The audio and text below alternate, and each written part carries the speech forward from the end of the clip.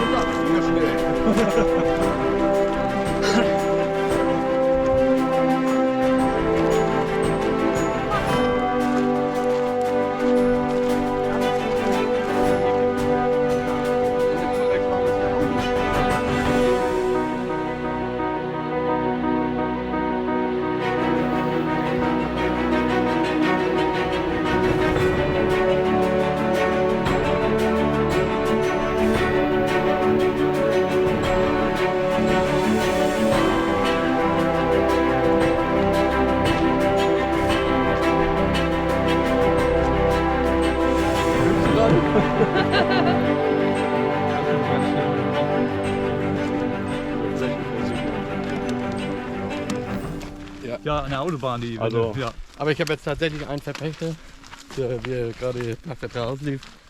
Jetzt haben wir einen Pachtvertrag gemacht über 3 Jahre. Ich sag, was ist denn da passiert? Wieso wollen wir denn nicht länger? Ja, vielleicht kann er ja noch mal Photovoltaik. ja, ich kann ja den Laden.